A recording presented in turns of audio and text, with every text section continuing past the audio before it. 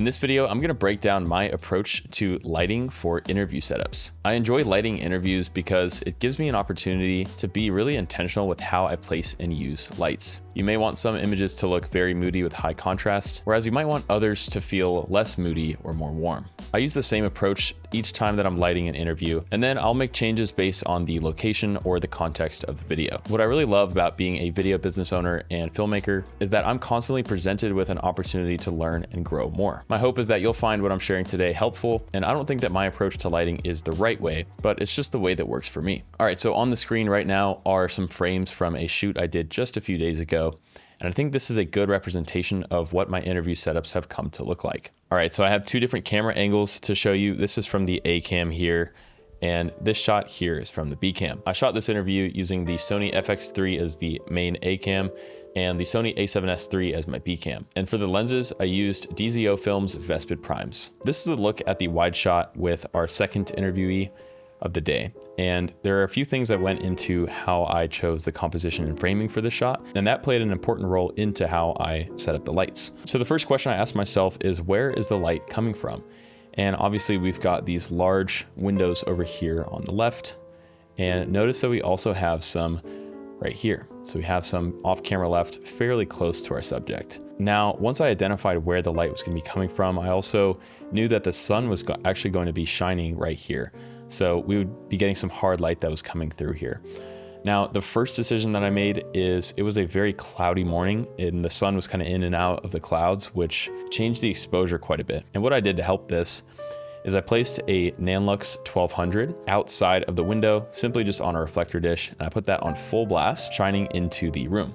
So if we go back here and you look at these little small pockets of light here, you can see some there, you can see it's a bit brighter right here. You can also see on the couch here, we've got some little pockets of light. So this is happening from the Nanlux 1200. We can also see it a little bit on this chair right here. And again, the reason I did this is because the sun was inconsistent. So I wanted to have at least something happening when the sun was behind clouds. So this was not really ideal. I would have loved for it to be a sunny morning and I would have just been able to maintain this natural light coming in like right here. And I wouldn't have needed the 1200, but I just brought the 1200 in to help when the sun was behind clouds. Now that 1200 itself wasn't affecting the subject too much, again, because it's mostly on the backside here.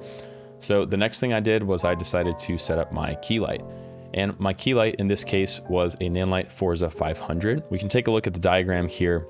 And I have this set up in a booklight configuration. I learned how to set up a booklight on one C-stand from another YouTube video, and I've been using that technique for a while now, and I really like it. The video I saw was from Josh White, and I'll go ahead and link that video in the description. Now, even though I did place a booklight here, you can just as easily place a softbox or any other source of light that you would like. The reason I went for a booklight is because I wanted a very, very soft roll-off from highlights to shadows. So if we look a little bit closer at his face here, we can see that we've got some really soft highlights right here on the left side of his face. It's pretty subtle, and I feel like it gives it a natural look in terms of the roll off before it goes to shadow. So to me, it doesn't look too sourcey, or it doesn't really look like there is an artificial light there. So zooming back out, I'm pretty happy with the result. I feel like it looks like he's being lit from the outside environment. So that's why I did the booklight. In terms of why the booklight is softer or maybe looks a little bit less sourcey, well, it's because I had it bounced into a 4x4 white floppy. And then on the other side of the floppy, I basically had a 6x6 sheet of diffusion. So it's got a soft source and it's bounced and then broken again, double breaking. And I'm pretty happy with the result. The next thing we have placed is a 4x4 negative floppy. Now, in the case of this shot, to me, there might be a little bit too much shadow right here on the right side of his face. I think it does look good, but maybe I could have done a better job at making this a little bit smoother or adding a little bit of fill light. I do think it's a little bit harsh, so that's definitely something to take note of for next time. But I do like how there is a soft roll off again, and then we do have some contrast here. So to me, that's helping to add depth. And the floppy is really helping to take some of the light that's bouncing off of the white walls that are like off here camera right. And it's again, creating this shadow here. And I'm pretty happy with how it looks. Again, I think I can maybe tweak that a little bit next time. I'm going into the tighter shot here just so you guys can see another angle.